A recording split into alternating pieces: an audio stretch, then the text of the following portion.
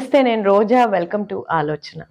ఈరోజు మనం విజయ్ మాల్యా కేసుని humanistic, socio psychological, financial angle, business strategic angle, ఇలా డిఫరెంట్ పార్ట్స్గా డిఫరెంట్ పర్స్పెక్టివ్స్ నుంచి అనలైజ్ చేద్దాం. ఎందుకంటే ఈ కేసుకి చాలా యాంగిల్స్ ఉన్నాయి.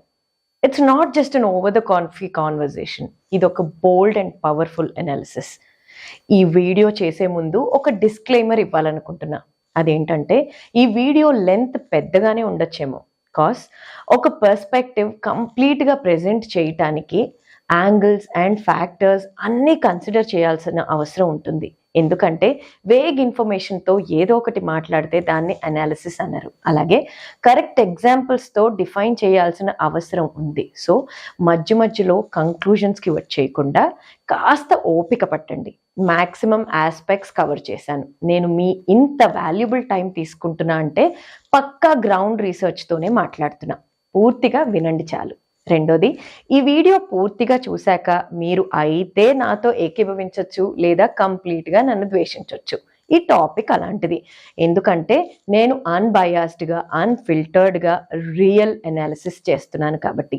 Comprehensive aspects of human touch and business strategies ఉంటాయి కాబట్టి ఓవరాల్ నా పర్స్పెక్టివ్ అండ్ ఐడియాలజీ కవర్ అయిపోతుంది. Deep in to the subject, ఒక టైప్ ఆఫ్ పీపుల్ గురించి చెప్పబోతున్నా. మీరు ఎప్పుడైనా గమనించారా? 10 మంది ఉన్న గుంపులో ఎప్పుడు ఒకరు లేదా ఇద్దరు మాత్రమే ప్రత్యేకంగా నిలుస్తారు, కనిపిస్తారు. అలా కనిపించాలని వారేమీ ప్రత్యేకంగా పర్టికులర్గా ప్రయత్నించక్కర్లేదు కూడా. వీళ్ళు అలా ఉండటానికి ఒక చరిష్మా అంటే ఒక తేజస్ ఉంటుంది. అలా ఉండడానికి కేవలం వాళ్ళ అందమో, ప్రెజెన్సో, డ్రెస్సింగ్ స్టైలో, కష్టమో కారణం అని మాత్రం చెప్పలేం. వాళ్ళు ఆ చరిష్మా వారసత్వంగా పొందినట్లా, లేకపోతే వాళ్ళు చూస్ చేసుకున్న పీపులా, లేకపోతే ఇలా ఏంటనే కారణాలు మనకి స్పెక్యులేషన్ మాత్రమే అవుతుంది. అలా ఏముంది వాళ్ళలో అని తెలుసుకోవటానికైనా కూడా మనం పదే పదే వాళ్ళనే గమనిస్తుంటాం. ఇలాంటి వాళ్ళనే ఫాలో అవుతుంటాం కూడా. వాళ్ళు ఏదైనా పని చేసినా, ఏ నిర్ణయం అయినా తీసుకున్నా, ఏ గదిలోకి నడిచెళ్ళినా వీళ్ళకు ఒక క్లారిటీ ఉంటుంది. ఎందుకు చేస్తున్నారో ఒక ఫిక్స్డ్ విజన్ ఉంటుంది. వేరే వాళ్ళని దృష్టిలో పెట్టుకునో, వేరే వాళ్ళని ఆకర్షించడానికో అస్సలు చేయరు. కానీ ఏదో విధంగా అందరూ వాళ్ళనే గమనిస్తారు, వాళ్ళ నిర్ణయాలనే ఎత్తి చూపిస్తారు లేదా సమర్థిస్తారు. అండ్ ఎప్పుడు వీళ్ళ మీద ప్రపంచానికి ఒక డేగ కన్ను ఉంటుంది. వీళ్ళు చేస్తున్న నెక్స్ట్ ఏంటి అని తెలుసుకోవడానికో, వాళ్ళ చరిష్మాని అబ్జర్వ్ చేసుకోవడానికో, లేక వాళ్ళని చూసి కుళ్ళుకోవడానికో కూడా ఆ విషయం వాళ్ళనే గమనించే వాళ్ళకు కూడా తెలియదు. ఇప్పుడు నేను చెప్తున్న ఈ మాటలు కూడా చాలా మందికి అర్థం కాకపోవచ్చు. ఎందుకంటే వాళ్ళు ఇది ఎక్స్పీరియన్స్ అయితే కానీ అర్థమయ్యే విషయం కాదు. కాకపోతే అందరూ అన్నిసార్లు కాకపోయినా ఇలాంటి ప్లేస్లో ఏదో కొన్ని సిచ్యువేషన్స్లో అయినా ఉండి ఉంటారు. కాబట్టి అలా ఉన్నప్పుడు ఇది అర్థం అవుతుందేమో అని ఒక చిన్న ఆశతో కోట్ చేస్తున్నాను అంతే. ఈ చరిష్మాటిక్ పీపుల్ నా దృష్టిలో unshakeable natural leaders. So context పరంగా ఒక పేరు పెట్టాలంటే వీళ్ళని యుఎన్ఎల్స్ అంటాను. ఈ యుఎన్ఎల్స్ చాలా ట్రాన్స్పరెంట్ సోల్స్. వాళ్ళు vibe setters, originals. Trend follow అయ్యే వాళ్ళు కాదు, ట్రెండ్ని సెట్ చేసేవాళ్ళు. వాళ్ళు ఆలోచించే విషయాలకి వాళ్ళే లైట్ బేరర్స్. అండ్ ఎన్నో కాన్సెప్ట్స్ వీళ్ళ నుంచే ఒరిజినేట్ అయ్యే శక్తి ఉన్నవాళ్ళు. వీళ్ళని ఫాలో అయ్యే వాళ్ళకి వీళ్ళు ఏం చేసినా సెన్సేషనే. ఇక కుళ్ళుకునే వాళ్ళకి ఏం చేసినా కుళ్ళే. ఫర్ ఎగ్జాంపుల్, ఇలాంటి యుఎన్ఎల్స్ ఇంటికి ఈ కుళ్ళు బ్యాచ్ వచ్చారనుకుందాం. చూసావా, డబ్బులన్నీ ఎలా ఖర్చు పెడుతున్నారో, ఇంత యోగం అనుభవిస్తున్నారు, ఎక్కడో ఏదో కొట్టేస్తున్నారనో అలాంటి మాటలకి, ఆలోచనలకి అలాంటి వాళ్ళ నోటికి హద్దేముంది. కానీ అలా అని పిలవకపోతే చూసావా ఎంతున్నా పిలిచి నలుగురితో పంచుకోరు అంటారు. సో ఒక యుఎన్ఎల్ ప్లేస్లో ఉండి ఆలోచిస్తే ఇదంతా అవసరమా, అసలు ఇలాంటి జనాలనే దూరం పెడితే వదిలిపోతుంది అనుకుంటారు. ఎందుకంటే ఏం చేసినా తప్పే అవుతున్నప్పుడు, ప్రతిదానికి ఒక జస్టిఫికేషన్ ఇవ్వాల్సి వచ్చినప్పుడు ఆ పని లేదా ఆ మనుషుల్ని వదిలేసి మనసుకి ప్రశాంతతనిచ్చేవి ఎంచుకోవడం చాలా తెలివైన వాళ్ళు. అట్లీస్ట్ మన ఈ కాంటెక్స్ట్లో యుఎన్ఎల్స్ చేసే పని. ఎందుకంటే సమర్థించుకున్నా అది కూడా తప్పే అవుతుంది కాబట్టి. ఈ యుఎన్ఎల్స్ ని మిగతా వారి నుంచి ప్రత్యేకంగా నిలబెట్టేవి ఇంకా కొన్ని ఉన్నాయి. ఒకసారి ఆలోచిస్తే వాళ్ళకి బిలీఫ్ సిస్టమ్ చాలా స్ట్రాంగ్ గా ఉంటుంది. వాళ్ళకి వాల్యూస్ అయినా సక్సెస్ డెఫినేషన్ అయినా మిగతా వారి కంటే భిన్నంగా ఉంటుంది. వీళ్ళు క్రౌడ్ తో నడవరు, క్రౌడ్ ని లీడ్ చేసేవాళ్ళు. అందుకే యూనిక్ చెరిష్మాటిక్ లీడర్స్ అని అన్నాను. యాజ్ ఐ సెడ్ ఎర్లియర్, వాళ్ళు ట్రెండ్ సెట్టర్స్, ఫాలోవర్స్ కాదు కదా. కాబట్టి వాళ్ళ ఆలోచన విధానం కూడా భిన్నంగానే ఉంటుంది. అది అందరికీ సులువుగా అర్థం కాదు. అలా అందరికీ అర్థమయ్యేలా చెప్పాలి, సమర్థించుకోవాలని వీళ్ళు అనుకోరు కూడా. వాళ్ళు కేవలం తమని తాము నమ్ముకుంటారు, కానీ ఆరోగెంట్ గా కాదు. కానీ చూసే వాళ్ళకి మాత్రం వీళ్ళ ఆలోచనల స్థాయి తెలియక ఆ డెసిషన్స్ చాలా బోల్డ్ గానో అవుట్రేజియస్ గానో అనిపిస్తాయి. చూసే వాళ్ళకి అలా అర్థం అవుతుంది అంతే. అన్నిటికంటే ఇంపార్టెంట్ గా గమనించాల్సిన విషయం ఏంటంటే, వీళ్ళు ఒక ఓపెన్ బుక్. అంటే చాలా జెన్యూన్ గా ఉంటారు. మనం చూసేదే నిజం. వీళ్ళు చాలా ప్రాక్టికల్. మెప్పు కోసం మసిపూసి మారేడుకాయం చేయడం, దాపరికాలు ఇలాంటివి ఉండనే ఉండవు. వారు తమ మనసులోని మాటను మాట్లాడతారు. వాళ్ళు ఆటలాడరు. వాళ్ళకి తమకి సంబంధించిన ఏ విషయాన్నైనా బహిరంగంగా నిజాయితీగా ఎప్పటికప్పుడు పంచుకుంటూ ఉంటారు. కొన్నిసార్లు 2-3 సార్లు ఆలోచించకుండా కూడా తమ విషయాలు చాలా ప్లెయిన్ హార్ట్ తో పంచుకుంటూ ఉంటారు. ఎందుకంటే వాళ్ళు తమలాగే ఇతరులు కూడా ప్లెయిన్ పీపుల్ అని, మంచి మనసున్న వారని అనుకుంటూ ఉంటారు. ఈ చెత్త సైడ్ ఆఫ్ ఇమోషనల్ డిస్గస్ట్ ని దృష్టిలో పెట్టుకుని వాళ్ళు ఏ పని చెయ్యరు కాబట్టి ఒక్కోసారి అదే వాళ్ళ అతిపెద్ద తప్పుగా కూడా మిగిలిపోతుంది. మంచి మనసుకి, సమాజంలో ఏది మంచి ఏది చెడు అని పరికించి ఇచ్చే జడ్జిమెంట్కి, అలా జడ్జిమెంట్ ఇచ్చే వాళ్ళ ఆలోచన విధానానికి, వాళ్ళు పరిగణలోకి తీసుకునే విషయాలకి, ఫ్యాక్ట్స్కి చాలా తేడా ఉంది. చాలా దూరం కూడా ఉంది. యుఎన్ఎల్స్ 10లో 2 మాత్రమే ఉండే అరుదైన మనస్తత్వాలు. వీళ్ళు పర్ఫెక్ట్ అనట్లేదు, అలా అని ఫ్లాలెస్ అంతకంటే కాకపోవచ్చు, కానీ just real people with pure intentions. వీళ్ళకి మంచి అయితే మంచి, చెడైతే చెడు. వీళ్ళ ఉనికి వీళ్ళకి తెలుసు, చూసే వాళ్ళకి అర్థం కాదంతే. కాబట్టి ఎప్పుడూ వీళ్ళ పాత్ చాలా కట్టువుగానే, ఎప్పటికప్పుడు కాలుతున్న కొలిమిలానే ఉంటుంది. ఈ యుఎన్ఎల్ టైప్ డిస్కస్ చేశాం కదా, ఈ థాట్ పక్కన పార్క్ చేయండి, కాంటెక్స్ట్ లో కనెక్ట్ చేస్తాను. రీసెంట్ గా వచ్చిన విజయ్ మాల్యా పాడ్కాస్ట్ లో తన వైపు కథ తాను వినిపించాడు. అది కూడా తన పూర్తి అప్పుకి 2 గవర్నమెంట్ వసూలు చేసేసుకున్నాక, తను కట్టాక కాదు, గుర్తుంచుకోండి. ఏం చెప్పాడు అనే దాని గురించి నేను మాట్లాడట్లేదు. ఆ సారాంశం ఇప్పటికే కోకొల్లలుగా ఇంటర్నెట్ అంతా ఈ మధ్య కాలంలో వచ్చిన గ్రేటెస్ట్ మోస్ట్ రెడ్ సెన్సేషన్ అయిపోయింది కూడా. కానీ నేను దాన్ని ఒక వ్యాపారవేత్త వైపు కథగానో లేదా పారిపోయిన వ్యక్తి భావాల గురించి మాత్రమో చెప్పట్లేదు. అయినా అదే మాట్లాడుతున్నాం కాబట్టి చిన్న సమ్మరీని ప్రెజెంట్ చేస్తాను. డీప్ ఇన్సైట్స్ అండ్ అనాలిసిస్ ని డిస్కస్ చేసే ముందు ఇది అవసరం. ఆయన చెప్పిన తన వైపు కథ సారాంశం చెప్పాలంటే, వ్యాపార కుటుంబంలో పుట్టిన విజయ్ మాల్యా వారసత్వంగా తన తండ్రి విఠల్ మాల్యా నుండి స్ట్రిక్ట్ డిసిప్లిన్డ్ పర్యవేక్షణలోనే వ్యాపార మెళకువలు నేర్చుకున్నా కూడా చాలా ఇండిపెండెంట్ థింకింగ్ ఉండి, చాలా బోల్డ్ డెసిషన్స్ తీసుకోగలిగిన ధైర్యం ఉన్న వ్యాపారవేత్తగా తన క్యారెక్టర్ ని తను బిల్డ్ చేసుకున్నారు అనే కంటే అదే తన వ్యక్తిత్వం అనే చెప్పాలి. Cause he doesn't care to fake. అతని తండ్రి Vittal Mallya United Breweries UB group ను సక్సెస్ఫుల్ గా ఒక కాంగ్లోమెరేట్ ని నిర్మించిన గౌరవనీయమైన పారిశ్రామికవేత్త. పర్సనల్ రీజన్స్ అయితేనేమి, వృత్తిరీత్యా అయితేనేమి చాలా యంగ్ ఏజ్ లోనే చాలా ప్రెస్టీజియస్ ప్లేస్ లో డైరెక్టర్ అయిపోయారు. అప్పటికి తన కాంపిటీటర్స్ గా ఉన్న వాళ్ళంతా తనకంటే ఏజ్ లో చాలా పెద్దవాళ్ళు అండ్ ఏజ్ గ్యాప్ కనీసం 30 ఏళ్ల వ్యత్యాసం ఉంది. తన 20లలో బాధ్యతలు స్వీకరించిన తర్వాత మాల్యా గ్రూప్ ను 60కి పైగా కంపెనీలకు విస్తరించాడు. వాటిలో ఫార్మస్యూటికల్స్, వ్యవసాయ రసాయనాలు, ఇంజనీరింగ్, లిక్కర్ బిజినెసెస్ ఇలాంటివి చాలా ఉన్నాయి. భారతదేశంలో most famous beer brand Kingfisher creator గా ఆయన ప్రపంచ వ్యాప్తంగా చాలా తక్కువ కాలంలో చాలా ఫేమస్ అయిపోయారు. తర్వాత 2005లో అదే సక్సెస్తో, అదే గోల్ ఫోకస్తో ఆడంబరంగా తనదైన మార్కుతో కింగ్ ఫిషర్ ఎయిర్లైన్స్ ని ప్రారంభించారు. ఆయన life style open, loud and చాలా charismatic. So business downfall అనేది మిస్ మేనేజ్మెంట్ వల్లనే అయిందని ఎవరికి వీలైన జడ్జిమెంట్స్ వాళ్ళు ఇచ్చేశారు. అయితే ఎయిర్లైన్ పతనానికి నిర్వహణ లోపం కారణం కాదని 2008 ప్రపంచ ఆర్థిక సంక్షోభం, అధిక ఇంధన పన్నులు, భారత విమానయానంలో విధానపరమైన అడ్డంకులు కారణమని ఆయన రిలీజ్ చేసిన పాడ్కాస్ట్ లో తాను పడిన ఇబ్బందులని ఎక్స్ప్లెయిన్ చేశారు. అందుకే ఏం చేసైనా కాపాడడానికి తన సొంత డబ్బులు, అంటే అప్పటికి తాను అన్ని సంస్థల మీద కలిపి ఆర్జించిన లాభాలు 3,000 కోట్లు పెట్టాక కూడా బెయిల్అవుట్ కోసం కాదు, నిర్మాణాత్మక సహాయం కోసం, గవర్నమెంట్ ఎయిడ్ కోసం, గైడెన్స్ కోసం తాను వ్యక్తిగతంగా ప్రభుత్వాన్ని, అప్పటి ఆర్థిక మంత్రి ప్రణబ్ ముఖర్జీతో సహా చాలాసార్లు సంప్రదించానని మాల్యా పేర్కొన్నారు. బదులుగా గవర్నమెంట్ మాత్రం అతని కార్యకలాపాలు వారి ప్రయోజనాలకు ఉపయోగపడనందున ప్రభుత్వం అతన్ని వ్యాపారంలోనే ఉంచిందని, అతన్ని రాజకీయ ఫుట్బాల్ గా మార్చిందని ఆయన మాటలు డిస్క్రైబ్ చేశాయి.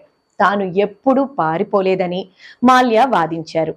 అన్యాయమైన ప్రవర్తన, లెగసీ మీడియా నడిపే కథనాలకు భయపడి మాత్రమే అతను విదేశాల్లో ఉన్నారని, బ్యాంకులకు తిరిగి చెల్లించడానికి తాను నిజమైన ఆఫర్లు ఇచ్చానని, వాటిలో ఎస్బీఐతో సెటిల్మెంట్లు కూడా ఉన్నాయని, వాళ్ళు వాటిని విస్మరించారని, ప్రూఫ్స్ కూడా సబ్మిట్ చేస్తానని నొక్కి మరీ చెప్పారు. కాలక్రమేణా రాజకీయ ఒత్తిడికి ప్రభావితమైన వారసత్వ మీడియా అనుకూలమైన కథాంశానికి సరిపోయేలా తనను దూషించడంతో ప్రజలు కూడా అదే నమ్మి తనను హేట్ చేస్తూ దూషించారని, తాను చాలా ఐసోలేట్ అయిపోయానని వివరించారు. తాను పారిపోయారు కానీ దొంగని కాదని అన్నారు. పూర్తి సందేశంలో తనని అన్నిటికంటే బాధించిన విషయం, తాను ఒకప్పుడు గర్వంగా ప్రాతినిధ్యం వహించిన దేశం తన వైపు వాదన, తన పూర్తి మాట వినకుండా తనకు వెన్ను చూపడం అన్నారు. 2016 మార్చిలో తాను భారతదేశం నుండి బయలుదేరి ముందస్తు ప్రణాళికతో కూడిన ప్రయాణం అని విజయ్ మాల్యా గుర్తు చేశారు. తాను పారిపోకుండా షెడ్యూల్ చేసిన విమానంలో బయలుదేరారని, fair and dignified court trials and investigation జరుగుతుందని నమ్మని కారణంగా మాత్రమే తాను విదేశాలలో ఉన్నానని, జైలు పరిస్థితులపై యూకే కోర్టు తీర్పులను గమనిస్తూ ఉండిపోయానన్నారు. ఫెయిర్ ట్రయల్ నమ్మకం ఇస్తే తిరిగొచ్చేందుకు ఆలోచిస్తానని, ఇప్పుడు తన కుక్కలతో, ఇతర వ్యాపారాలతో ఖాళీ లేకుండానే సమయం వెళ్లదీస్తున్నానని చెప్పి ముగించారు. ఇక్కడ అన్నిటికంటే ముందు ఫైనాన్షియల్ ఫ్యాక్ట్స్ అండ్ నంబర్స్ గురించి మాట్లాడుకోవాల్సిన అవసరం ఉంది. కింగ్ ఫిషర్ ఎయిర్లైన్స్ వంటి కంపెనీలు రుణాల కోసం, ముఖ్యంగా పెద్ద పెద్ద బ్యాంకులను రుణాల కోసం ప్రభుత్వ రంగ బ్యాంకులను సంప్రదించినప్పుడు బ్యాంకులు ఒక నిర్మాణాత్మకమైన ప్రక్రియను అనుసరిస్తాయి. అయితే బ్రాండ్ యొక్క విశ్వసనీయత, అంటే బ్రాండ్ వాల్యూ కావచ్చు, లయబిలిటీస్ కావచ్చు, ఇలా అనేక ప్రమాణాలలో కొన్ని ఉన్నాయి. వీటిని మనం ఫస్ట్ విభజిద్దాం. బ్యాంకులు రుణ దరఖాస్తును ఎలా అంచనా వేస్తాయంటే, క్రెడిట్ కి యోగ్యత ఉందా, ప్రమోటర్ ట్రాక్ రికార్డ్ ఏంటి, ప్రమోటర్ల ఖ్యాతి, గత పనితీరు, రుణాలను తిరిగి చెల్లించిన చరిత్ర, చెల్లించగలుగుతారా లేదా, అసలు క్రెడిట్ స్కోర్ ఏంటి, మునుపటి డిఫాల్ట్లు ఏంటి, ఇలాంటివన్నీ అన్నమాట. బిజినెస్ కి వయబిలిటీ ఉందా, క్యాష్ ఫ్లో ప్రొజెక్షన్స్ ఏం చెప్తున్నారు, కంపెనీ రెవెన్యూ మోడల్ ఏంటి, డబ్బులు తిరిగొచ్చే మార్గాలేంటి, మార్కెట్ కండిషన్స్ అప్పటి కాలమానం ప్రకారం ఎలా ఉన్నాయి, డిమాండ్ కి తగ్గ సప్లై ఉందా, వీళ్ళు చేయగలుగుతారా, ఫ్యూచర్ సస్టైనబిలిటీ ఉందా, దానికి తగ్గ మార్గాలు ఉన్నాయా, మోస్ట్ ఇంపార్టెంట్లీ కొలాటరల్ లేదా సెక్యూరిటీ, కంపెనీ సెక్యూరిటీగా అందించే ఆస్తులు, విమానం, భూమి వాటాలు మొదలైనవి అన్నమాట.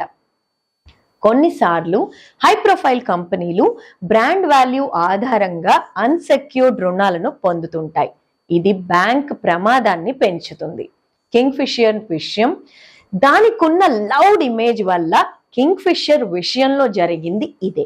వాటితో పాటు ఆర్థిక నిష్పత్తులు, రుణ ఈక్విటీ నిష్పత్తి, ఎబిటా, వడ్డీ కవరేజ్ నిష్పత్తి మొదలైనవి కూడా పరిగణలోకి వస్తాయి. కొన్ని కేసెస్లో రాజకీయ లేదా కార్పొరేట్ ప్రభావాలు, అన్అఫిషియల్ కానీ ఇది ఓపెన్ సీక్రెట్, అందరికీ తెలుసు, అందరూ ఒప్పుకోవాల్సిన విషయం. కొన్ని ఎన్పిఏలలో నిరర్థక ఆస్తులు, నాన్ పర్ఫార్మింగ్ అసెట్స్ అంటాం, ఒత్తిడి లేదా పక్షపాతంతో, under pressure or favouritism, bypassing due diligence loan approve అయిపోతుంటాయి. లోన్స్ రావడం ఒక ఎత్తు అయితే వచ్చాక బిజినెస్ చెయ్యాలిగా. అలా చేసే ముందు ఒక కంపెనీ రుణం పొందిన తర్వాత నిబంధనలు, నియమాలు ఏం పాటించాలో తెలుసుకుంటే సగం క్రైమ్ ఇంటెంట్ ఇక్కడే తెలిసిపోతుంది. రుణం మంజూరైన తర్వాత కంపెనీలు పాటించాల్సిన రుణ ఒప్పంద నిబంధనలు కొన్ని ఉంటాయి. అవేంటంటే ఎండ్ యూజర్ క్లాజ్ అని ఉంటుంది. పేర్కొన్న ప్రయోజనాల కోసం మాత్రమే నిధులను ఉపయోగించాలి. Like air craft lease, working capital కోసం, ఇలా ఏదైతే చెప్తారో దానికే వాడాలి. రీపేమెంట్ స్కెడ్యూల్, వడ్డీ, అసలు సకాలంలో టైం లైన్స్ ప్రకారం ఖచ్చితంగా పాటించాలి. రెగ్యులర్ ఆడిట్స్ కోసం financial statements and project updates submit చేయాలి. నష్టం జరిగిపోయే వరకు కాకుండా బ్యాంకులు ఎస్క్రో ఖాతాలు, ఆడిట్లు, ఆస్తుల తనిఖీ ద్వారా నిధుల వినియోగాన్ని పర్యవేక్షించాలి. అండ్ ఆంట్రప్రినర్స్ కూడా దానికి పూర్తిగా సహకరించాలి. బహుళ బ్యాంకులు పాల్గొన్నట్లయితే కాన్సోర్టియం రుణ నిబంధనలు కూడా పాటించాలి. కింగ్ ఫిషర్ విషయంలో కూడా ఇదే జరిగింది. అన్ఫార్చునేట్లీ కాస్త డబ్బులు రాగానే చిన్న చిన్న వ్యాపారులు కూడా ఇవే మెథడ్స్ ని వాడుతున్నారు ఇల్లీగల్ గా అనేది జగమెరిగిన సత్యం. బిజినెస్ వరల్డ్ లో పైగా దీనికి కామన్ ప్రాక్టీస్ అన్న పేరు కూడా పెట్టేసుకున్నారులేండి. And most of the leaders కి ఇదే ఈగోతో కూడిన నార్సిస్టిక్ నేచర్ ఉంటుంది. ఇక ఈ పర్టికులర్ కేసులో సిబిఐ, ఈడీ మరియు ఎస్ఎఫ్ఐఓ దర్యాప్తుల ప్రకారం పాడ్కాస్ట్ లో కామన్ పీపుల్ కి చెప్పినవి కవరప్ చేసిన వాటిని గమనించాలి. విమానయాన కార్యకలాపాల కోసం ఉద్దేశించిన నిధులను యూబీ గ్రూప్లలోని ఇతర కంపెనీలకు మళ్లించారు. అలా మళ్లించడం డైవర్షన్ ఆఫ్ ఫండ్స్ కిందకి వస్తుంది. అది సెక్షన్ 420 ఐపీసీ మోసం. అవినీతి నిరోధక చట్టం ఉల్లంఘన కింద అది నేరమే. అది ఆయన్ని విల్ఫుల్ డిఫాల్టర్ అని చేసింది. కంపెనీ దగ్గర డబ్బుంది కానీ రుణదాతలకు తిరిగి చెల్లించకూడదని నిర్ణయించుకున్నట్టు దీని అర్థం. అందుకే ఆర్బీఐ మార్గదర్శకాల ప్రకారం బ్యాంకులు ఉద్దేశపూర్వక రుణ ఎగవేతదారుగా ప్రకటించాయి. అలాగే మనీ లాండరింగ్, కొన్ని రుణాలు విదేశాలలోని షెల్ కంపెనీలకి వేరే ఇన్వెస్ట్మెంట్స్ కోసం అక్రమంగా ట్రాన్స్ఫర్ అయ్యాయని ఆరోపణలు ఉన్నాయి. ఇది పిఎంఎల్ఏ అంటే prevention of money laundering act 2002 కింద చాలా పెద్ద నేరం. ఇవన్నీ చేశాక ట్రయల్ ఫేస్ చేయకుండా సహాయ నిరాకరణ పరారి మాల్యా భారతదేశం విడిచి వెళ్లిపోయారు. అనేక సార్లు సమ్మన్లు జారీ చేసినప్పటికీ కోర్టుకు హాజరు కావడానికి నిరాకరించారు. అందుకే పరారీలో ఉన్న ఆర్థిక నేరస్తుల చట్టం ప్రకారం నిజం ఉన్న వాళ్ళని కాపాడడానికే మన చట్టం ఇంత కన్వీనియంట్ గా ఉంది. కానీ దాన్ని నార్సిస్టిక్ బిహేవియర్ తో కేర్లెస్ గా విజయ్ మాల్యా ఇగ్నోర్ చేశారు. అలా అని నేను అన్నిటినీ పూర్తిగా తప్పు పట్టట్లేదు అండ్ అస్సలు సమర్థించట్లేదు. వై ఇట్ హ్యాపెండ్, దాని ఇంపాక్ట్ ఏంటి, కలిగిన నష్టాలేంటి, అది ఐసోలేషన్ వరకు ఎలా వెళ్ళింది అని ఎక్స్ప్లెయిన్ చేయకుండా అది చేయలేం. So next let's dig deep that way. పెద్ద బ్రాండ్లు అంటే ఎల్లప్పుడూ మంచి రుణగ్రహీతలు అని మాత్రం అర్థం కాదు. కొన్నిసార్లు బ్యాంకులు మెరుపులతో కళ్ళు మూసేసుకుంటాయి. అవి బ్యాంక్స్ కామన్ పీపుల్ లాగా బ్యాంక్స్ కూడా బ్లింగ్ని చూసి మోసపోతే ఎలా? తగిన శ్రద్ధ లేకపోవడం, అదుపులేని రాజకీయ వ్యాపార ప్రభావాలను పరిగణలోకి తీసుకోవడం జాతీయ ఆర్థిక నష్టం మిగులుస్తాయి. విమానయాన సంక్షోభంగా ప్రారంభమైనది రుణ దుర్వినియోగం, నమ్మకం పతనానికి వెళ్ళిపోవడానికి చిహ్నంగా మారింది. ఆ కారణాలను చాలా డీటెయిల్డ్ గా అనలైజ్ చేద్దాం. అప్పుడే మనం మాట్లాడేది అన్ని కోణాల నుంచి కవర్ చేసిన వాళ్ళం అవుతాం. ఆయన చెప్పింది విన్నాక, ఫ్యాక్ట్స్ అండ్ ఫిగర్స్ అనలైజ్ చేశాక, అంతా అర్థమయ్యాక దాని లోతుల్లోకి చొంగి చూసినప్పుడు డాట్స్ కనెక్ట్ చేద్దాం. జరిగిన అన్ని ఇన్సిడెంట్స్ యొక్క క్రోనలాజికల్ ఆర్డర్ని పరిశీలించినప్పుడు చిన్న అనువంత నా జ్ఞానంతో నేను as a CBT counsellor who understands emotion behind decision making and conscience backed capitalism ని సపోర్ట్ చేస్తున్నాను కాబట్టి ఇమోషనల్ కనెక్ట్ అండ్ ఎంటైటిల్మెంట్ ని గమనిస్తూ తప్పు ఒప్పుల్ని ఎంచే అర్హత లేకపోయినా తన పరిస్థితులని మనం స్వతంత్రించుకుని విజయ్ మాల్యా బిజినెస్ సైడ్ తో పాటు ఆయనలోని ఆర్టిస్టిక్ అండ్ కల్చరల్ లేయర్స్ ని, టు బి ప్రిసైజ్, ఆ మైండ్ లైక్ మాల్యాని అర్థం చేసుకోవాలనిపించింది. వాళ్ళ వ్యక్తిత్వాన్ని గురించే మనం ఇంట్రొడక్షన్ లో మాట్లాడుకున్నాం. యుఎన్ఎల్స్, ఇదే నేను కనెక్ట్ చేస్తా అన్న కాంటెక్స్ట్, అది గుర్తు చేసుకుంటూ ఇక అన్బయాస్డ్ గా Vijay Mallya then to now analyse చేయాలంటే అదర్ ఫ్యాక్టర్స్ ని డైసెక్ట్ చేయాలి. అవేంటంటే business interface, comparisons and pressures of social conditioning, real time struggles business నడపడానికి ఎలా ఉన్నాయి, ఆ స్ట్రగుల్స్ ని ఎదుర్కోవడానికి పర్సనల్ స్ట్రెంగ్త్ కానీ, పర్సోనా కానీ, కేపబిలిటీస్ కానీ ఎలా దోహదపడతాయి, అసలు ఇదంతా ఎందుకు జరిగింది, దాని ఇంపాక్ట్ ఏంటి, అది ఐసోలేషన్ వరకు ఎలా వెళ్ళింది, ఇలా జడ్జి చేసే మన అందరి దగ్గర ఆయన సిచ్యువేషన్ లో ఉంటే could we have had any better solution అనేది డిస్కస్ చేస్తే అర్థం కాని విషయాల మబ్బులు కూడా ఇట్టే విడిపోతాయి. ఇప్పటికైనా మన పాత్ర ఏంటి, ఏం సాధించాం, ఏం కోల్పోయాం తెలుస్తుంది. అదే కదా ఇలాంటి అనాలిసిస్ల ముఖ్య ఉద్దేశం. I know it sounds very confusing and seems complicated, కానీ one by one I'll explain. Hence, disclaimer that it takes time. First, core mind set కి వస్తే విజయ్ మాల్యాది యుఎన్ఎల్ మైండ్ సెట్ అండ్ చరిష్మా. అతను పెద్ద కలలు కన్నాడు, దానికోసం కష్టపడ్డాడు. ఎక్స్ట్రీమ్ హావభావాలు, ఎక్స్ప్రెషన్స్ కలిగి సాహసోపేతమైన నిర్ణయాలు తీసుకుంటూ తనని తాను చాలా నమ్మాడు. ఎందరో దాక్కుని చేసే పనులను తను బ్రాండ్ బిల్డింగ్ కోసం బహిరంగంగానే ఓపెన్ గా లైఫ్ ని సెలబ్రేట్ చేసుకున్నాడు. అదే తన బ్రాండ్ గా చేసుకున్నాడు. ఈ విషయాన్ని సింప్లిఫై చెయ్యాలంటే, ఫర్ ఎగ్జాంపుల్ జబర్దస్త్ లో చాలా మంది యాక్టర్స్ ఉన్నారు కదా, కానీ ఒక్కొక్కరు ఒక్కో ఇమేజ్ ని క్రియేట్ చేసుకున్నారు. లైక్ మేబీ సుడిగాలి సుధీర్ అమ్మాయిలతో తిరుగుతానని అలాంటి జోక్సే అందరూ వేస్తూ రష్మితో కెమిస్ట్రీ అంటూ ఇలా ఒక జోనర్ క్రియేట్ చేసుకుని ఇదంతా ఓ పిఆర్ స్టంట్, అది తన ఐడెంటిటీ ఫర్ జోనర్ గా పెట్టుకున్నారు. అది నిజం కాకపోవచ్చు, కానీ మనం మాత్రం అక్కడే ఆగిపోతాం. బికాస్ మనం నమ్మిందే మనకిష్టం, అదే ఇంకా ఇంకా నమ్మాలనుకుంటాం. అందుకే సమాంతానే నాగ చైతన్యకి మంచి జోడి అని వాళ్ళిద్దరూ అండర్స్టాండింగ్ తో విడిపోయినా మనం మాత్రం ఇంకా అదే మాట్లాడుకుంటాం, మనకి ఏ సంబంధం లేకపోయినా. దాన్నే సిబిటిలో మనకి నచ్చిన ఇమోషనల్ రీజనింగ్ తో మన ప్రీ ఎగ్జిస్టింగ్ బిలీఫ్స్ నే నమ్ముతూ కాగ్నిటివ్ బయాస్ అయిపోతాం, మనకి నచ్చిందే నమ్ముతాం. ఈ స్టేట్ ఆఫ్ కాగ్నిటివ్ డిస్టార్షన్ లో మనం పీపుల్ ఆర్ సిచ్యువేషన్స్ ని only in black and white terms లో మాత్రమే గ్రేడ్ చేస్తాం. పబ్లిక్ లైమ్ లైట్ లో ఉన్న వాళ్ళకి కాన్స్టెంట్ గా వాళ్ళ అప్డేట్స్ మనకి తెలిసేటప్పుడు over identification state of mind లో ఉంటాం. అప్పుడు కొన్నిసార్లు మన సొంత కోరికలు, నమ్మకాలు లేదా ఆశలని ఆ పబ్లిక్ ఫిగర్స్ పై రుద్దేస్తాం, జడ్జి చేసేస్తూ ఆ నెరేటివ్స్ మీద ఒక సూడో పర్సనల్ ఇన్వెస్ట్మెంట్ చేసేస్తాం.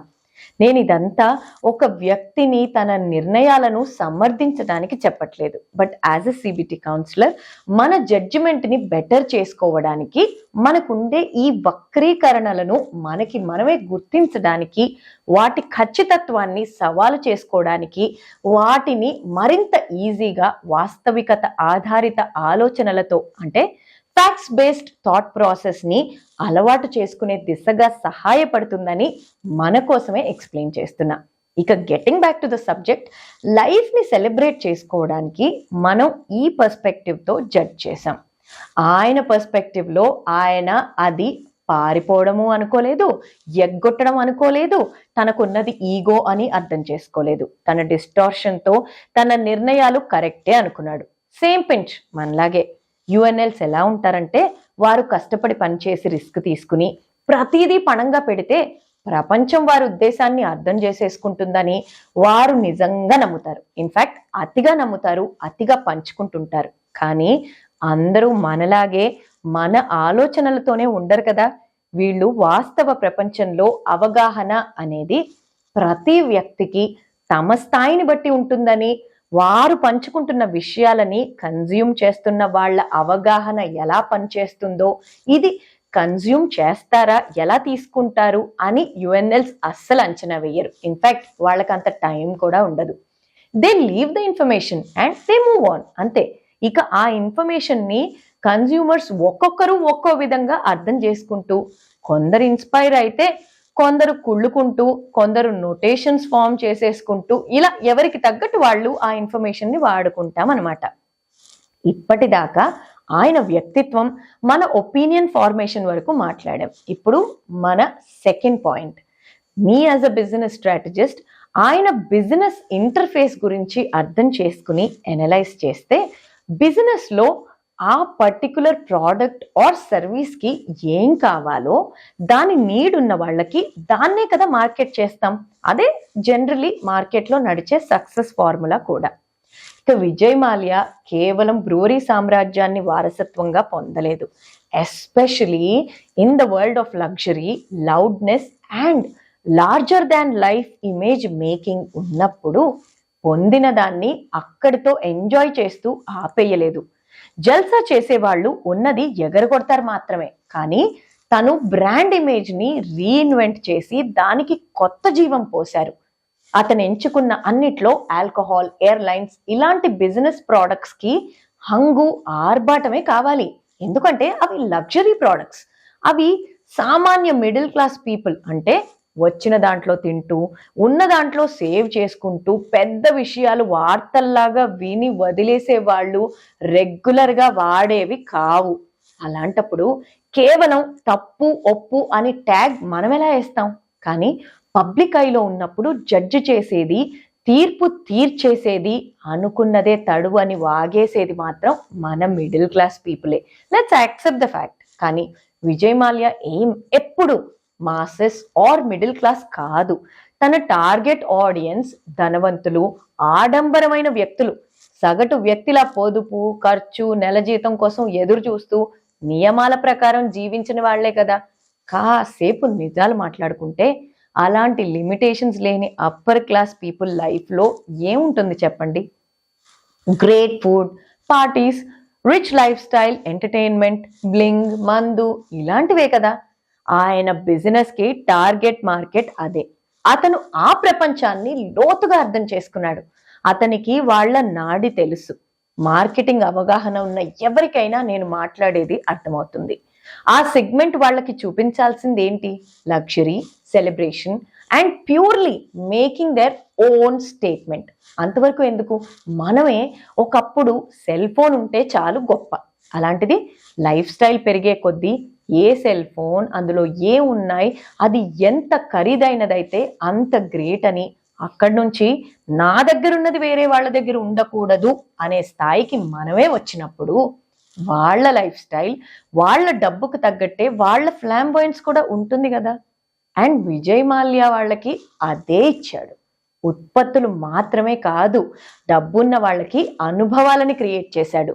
As they say, he gave them experiences, not just products in the form of business. అలా సూపర్ సక్సెస్ అయింది కింగ్ఫిషర్ బ్రాండ్. ఆ టైంలో తాను ఒక పర్ఫెక్ట్ బిజినెస్ మ్యాన్ అని నిరూపించేసుకున్న కాన్ఫిడెన్స్ లో నుంచే కింగ్ఫిషర్ ఎయిర్లైన్స్ పుట్టింది. అది అతనికి వారసత్వంగా వచ్చింది కాదు, అది అతని సృష్టి. దాన్ని అతనే క్రియేట్ చేసుకున్నాడు. అది తన సొంత కళ కాబట్టి దానికి తాను రిలేట్ అవుతాడు. కాబట్టే అంత గుండె పెట్టి పనిచేశాడు. నువ్వెలా చెప్తావు గుండె పెట్టి పనిచేశాడని అంటే? చెప్తా, అక్కడికే వస్తున్నా. తనకున్న 60 కంపెనీల్లో మీకెన్ని పేర్లు తెలుసు? ఇది మాత్రం ఎలా తెలిసింది? అది చాలు ఈ మాట అనడానికి. కింగ్ఫిషర్ అనే బ్రాండ్ ఆయనకి కేవలం వ్యాపారం కాదు. ఆ బ్రాండ్ సక్సెస్ ని తన bank statements or profits decide చేయలేనంత ఇమోషనల్ అటాచ్మెంట్స్ ని పెంచేసుకున్నాడు. ఇది ఆయన గుర్తింపు అనుకున్నాడు. బిజినెస్ కి తన కథని కలిపాడు. ఇది ఆయనకి చాలా వ్యక్తిగతం, ప్యూర్లీ పర్సనల్ అయిపోయింది. ఒక్కసారి గనక లోతుగా ఆలోచించండి. మీరైనా, నేనైనా, ఎవ్వరైనా గుండె పెట్టి ఇష్టంగా కష్టపడి పనిచేసేటప్పుడు మనకై మనం చెప్పుకోకపోయినా అది కనిపించేస్తుంది. అందుకే every detail of Kingfisher brand దాన్నే రిఫ్లెక్ట్ చేస్తుంది. రెడ్ యూనిఫామ్స్ అనుకోండి, 5-స్టార్ సర్వీస్ అనుకోండి, అండ్ మోస్ట్ మెమరబుల్లీ దాని యాంథమ్ ఉలల్లల్లలేయో ఉలల్లలలేయో. ఒక్కసారి విన్నా మర్చిపోగలరా? ఎంత సోల్ఫుల్గా ఉంటుంది. ఆ పాట జస్ట్ ఒక జింగిల్ కాదు, అది ఒక అనుభూతిని పంచింది, ఆ బ్రాండ్ వైపు నడిపింది, అది ఒక ఫీలింగ్ క్రియేట్ చేయగలిగింది. ఎందుకంటే దాన్ని క్రియేట్ చేసిన వాళ్ళు అంత సోల్ఫుల్గా ఎక్స్ప్రెస్ చేయడానికి, ఆ బ్రాండ్తో కనెక్ట్ అయ్యేంత టైం, స్పేస్, ఇమోషనల్ ఎన్విరాన్మెంట్, ఫ్లాంబోయెన్స్తో కనెక్ట్ని మిస్టర్ మాల్యానే క్రియేట్ చేశారు. అందుకే ఇవాల్టికి కూడా, ఇన్ని ఇయర్స్ తర్వాత కూడా, ఇన్ని వివాదాల తర్వాత కూడా, ఇన్ని విమర్శలు, ఇంత బహిష్కరణ ఉన్నప్పటికీ ఆ గీతం పంచిన భావోద్వేగం ఇప్పటికీ అలానే ఉంది. It still lingers. దాని ఇంపాక్ట్ని కొట్టే యాంథమ్ మార్కెటింగ్ ప్రపంచంలోనే ఇంకోటి రాలేదు. ఏదైనా గుండెల్లో నుంచి వచ్చినప్పుడు it lives longer than headlines. చాలా మందిలో ఇదే డ్రైవ్ ఉన్నా ఎందుకు సక్సెస్ కాలేకపోతున్నామంటే, రైట్ థాట్ వచ్చినప్పుడు రైట్ టైంకి రైట్ ఫండ్ లేకపోవడం వల్ల.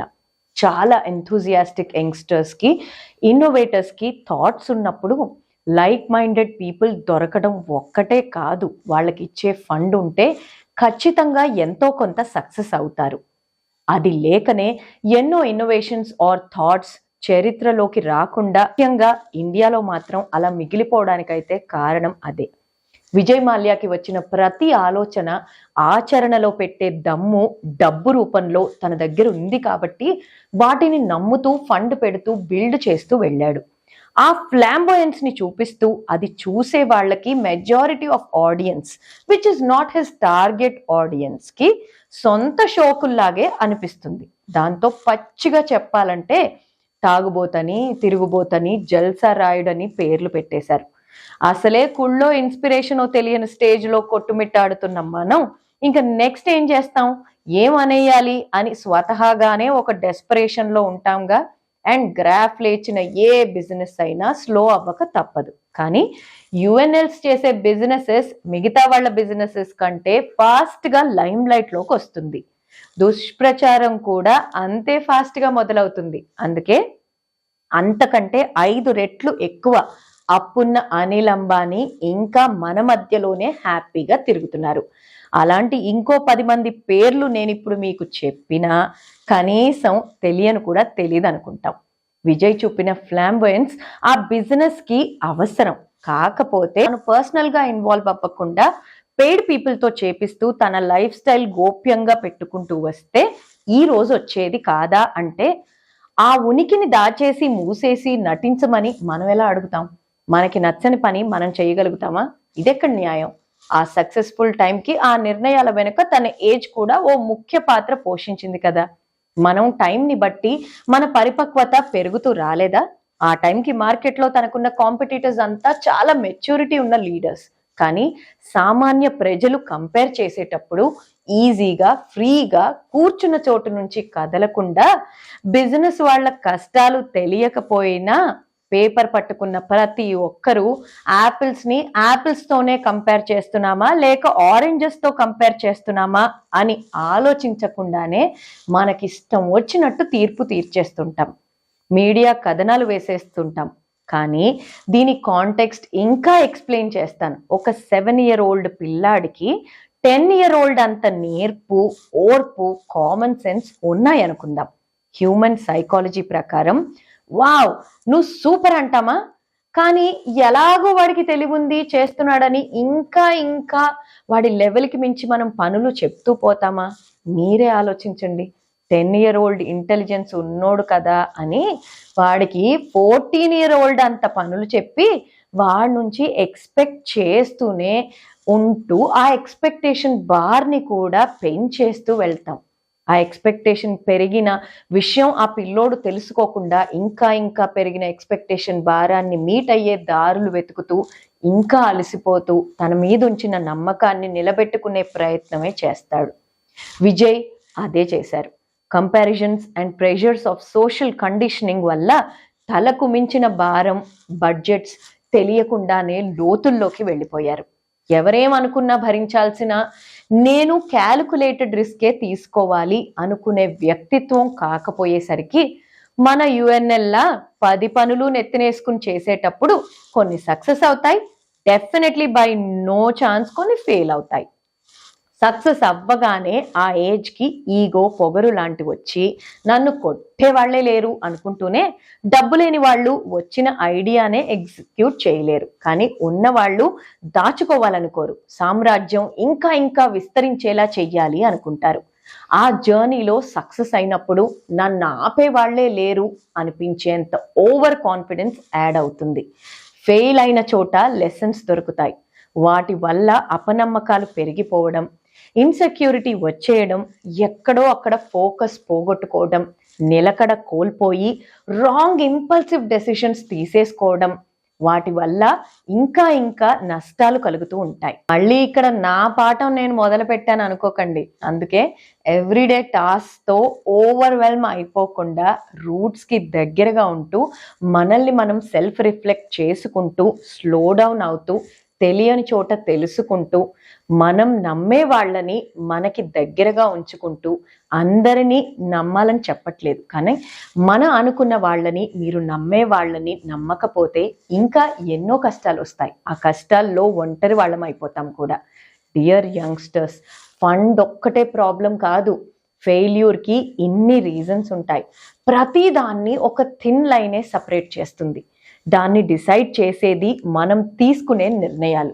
దానికి తప్పు ఒప్పులకి సంబంధం ఉండదు. మాల్యా చెడ్డవాడా? అది చెడ్డ వ్యక్తి నిర్మించిన సామ్రాజ్యం అట్లీస్ట్ మనం ఊహించగలుగుతామా? ఒకవేళ అతను చెడ్డవాడైతే అన్నీ మంచి చెడు మాత్రమే డిసైడ్ చేయదు అంటున్నా. వ్యక్తులు, వ్యక్తిత్వాలు, పరిస్థితులు, సోషల్ కండిషనింగ్ మన నిర్ణయాలకి కారణమవుతాయి. ప్రతి నిర్ణయానికి పర్యవసానాలు ఉంటాయి. అది భరించవలసింది మనమే. చేసేది ఆలోచించే కంటే 100 సార్లు ఆలోచించి చేయడం అందుకే చాలా ఇంపార్టెంట్. ఇక్కడి దాకా యుఎన్ఎల్ క్యారెక్టర్, వాళ్ళ strengths, abilities, decision making, age, impacts గురించి మాట్లాడాక మళ్ళీ నా స్కూల్లోకి డీప్గా మిమ్మల్ని లాగకుండా 3వ పాయింట్కి వచ్చేస్తాను. Real struggles of running a business in India అంటే కాన్సిక్వెన్సెస్ అరౌండ్ మేడ్ డెసిషన్స్ అన్నమాట. To explain you in detail, ఇక్కడ నేను ఒక రెవెన్యూ స్ట్రాటజిస్ట్గా మాట్లాడతా. మద్యం, విమానయాన సంస్థలు వంటి పెద్ద విషయాలు ప్రమేయం కలిగి ఉన్న విజయ్ మాల్యా లాంటి హై ప్రొఫైల్ కేసు గురించి మనం మాట్లాడేటప్పుడు మనం దానిని నంబర్స్, లోన్స్ లేదా లైఫ్ స్టైల్కి ముడిపెట్టేస్తాం. కానీ అంత పెద్ద విషయాలను జడ్జి చేసే ముందు రూట్ కాజ్ అర్థం చేసుకోవాలంటే దాని వెనుక ఉన్న ఒక లేయర్డ్ గ్రౌండ్ రియాలిటీ గురించి తెలుసుకోక తప్పదు. భారత్లో బిజినెస్ చేయడానికి కావాల్సినవి ఏంటి? తీవ్రమైన రాజకీయ పరిశీలనలో ప్రతిరోజు మీడియా గ్లాన్స్లో ఉంటూ వాళ్ళ ఒత్తిడికి గురయ్యే పెద్ద బిజినెసెస్ గురించి మాట్లాడితే, పెద్ద సమస్యలు, పెట్టుబడిదారుల అంచనాలు అందుకోగలగడం, ఎప్పటికప్పుడు వాళ్ళ నమ్మకాన్ని కాపాడుకోవడం, చుట్టూ ఉన్న సమాజంలో వ్యక్తుల వల్ల వచ్చే ఒత్తిడిని తట్టుకోవడం. నిజం చెప్పాలంటే చాలా మంది భారతీయ రాజకీయ నాయకులు, అధికారులు, స్థానిక జనాలు కూడా వ్యాపార యజమానులను, వ్యవస్థలను నిర్మించే నిపుణులుగా చూడటం లేదు. వాళ్ళు ఒక ఈకో సిస్టమ్ని బిల్డ్ చేస్తున్నారన్న గౌరవం లేకపోగా ఎవరికి తోచినట్టు వాళ్ళు వీళ్ళ నుంచి పొందగలిగే లాభాలనే ఆశిస్తూ రోజుకో కొత్త సమస్య సృష్టిస్తూనే ఉంటారు. ఈ వ్యాపారవేత్తలు అటు బిజినెస్నే ఫోకస్ చేస్తారా, ఫండ్ జనరేట్ చేస్తూ సేవే చేస్తారా, టీమ్స్ని డెవలప్ చేసుకుంటారా, ప్రాసెసెస్ని సెట్ చేసుకుంటారా, ప్రోడక్ట్నే డెవలప్ చేసుకుంటారా, వీళ్ళ డిమాండ్సే మీట్ అవుతారా? అసలు బిజినెస్ మెన్ మీద చాలా ఎక్స్పెక్టేషన్స్ ఉంటాయి, చాలా బాధ్యతలు ఉంటాయి. వాళ్ళు జాబ్స్ క్రియేట్ చేస్తారు, లోకల్ ఎకానమీని బూస్ట్ చెయ్యగలిగే వాళ్ళు వీళ్ళు ఆఫెన్ డొనేషన్స్ ఇవ్వాలని, ఎలక్షన్స్కి వస్తున్న ప్రాఫిట్స్ నుంచి పొలిటికల్ పార్టీస్కి ఫండ్ ఇవ్వటం నుంచి మాల్యా కేసులో మద్యం వ్యాపారం కాబట్టి మద్యం ఏరులై పారించే అంత క్వాంటిటీస్లో పర్సనల్ ఫేవర్స్ ఆఫర్ చేయాలని వేరు ఒత్తిడులు ఎదుర్కొంటున్నారనేది జగమెరిగిన ఓపెన్ సీక్రెట్. ఇవన్నీ చేస్తూ ప్రాఫిట్స్ ఎలా మిగులుతాయి? మిగిలినవి కూడా ఉంచుకోకుండా నేత బట్టలేసుకుని చద్దన్నం తింటూ చాప్ మీద పడుకోవడానికి వాళ్ళేం చారిటీ చేయట్లేదుగా, బిజినెస్ కదా చేస్తున్నారు. బిజినెస్ చేయాలనుకునేదే ప్రాఫిట్ కోసం. అఫ్ కోర్స్ లాభాల్లో వచ్చిన రోజుల్లో చారిటీ కూడా భారీగానే చేశారుగా. ఇంకా బాధాకరమైన విషయం ఏంటంటే ఈ అంచనా కేవలం వ్యవస్థ నుంచి మాత్రమే కాదు, ఇట్స్ డీప్లీ కల్చరల్. సొసైటీలో ఉన్న ఒక సోషల్ కండిషనింగ్ ఏంటంటే మీరు రిచ్ అయితే పొలిటికల్ పార్టీస్కి పాలిటీషియన్స్కి ఎందుకు ఏంటి అనే క్వశ్చన్స్ లేకుండా, కారణాలు లేకుండా ఏదో ఒకటి సమర్పించుకోవాల్సిందే. విజయ్ మాల్యా గారి కేసులో bigger business is a bigger target అయింది. ఆయన్ని లివరేజ్ చేసుకోగలిగే ఒక క్యాపిటలిస్ట్ లా చూశారు. అందరూ ఆయన్ని టైంకి ప్రతి పార్టీ వాళ్ళు వాడుకున్నారు. ఇంట్రెస్ట్ గ్రూప్స్ ద్వారా ఆయన నుంచి బ్యాంకులే కాదు, ప్రభుత్వాలు, రాజకీయ నాయకులు అతని విజయంపై ఆధారపడ్డ వ్యక్తిగత రాజకీయ లాభాలు పొందారు. అతను మద్దతు కోసం ప్రభుత్వాన్ని సంప్రదించినప్పుడు వాళ్ళు ఆయనకి నిర్మాణాత్మకమైన పరిష్కారాలు ఇవ్వకపోగా స్ట్రింగ్స్ అటాచ్డ్ ఉన్న నిధులిచ్చి ఇంకా లోతుల్లోకి తోసేశారు. కానీ ఇక్కడ కూడా గమనించాల్సింది ఏంటంటే ఆయన బిజినెస్ మోడల్ మీద, ఆయన మార్కెట్ కేపబిలిటీ మీద నమ్మకం లేకపోతే అసలు ఏ బ్యాంక్ అయినా, ఏ పార్టీ అయినా ఫండ్స్ ఎందుకు అష్యూరెన్స్ ఇస్తారు? బ్యాంక్స్ అయినా హోమ్ లోన్స్ కే రీపేమెంట్ కేపబిలిటీ లేకపోతే అదర్స్ లోన్స్ అయినా కొలాటరల్ లేకుండా ఇవ్వరు.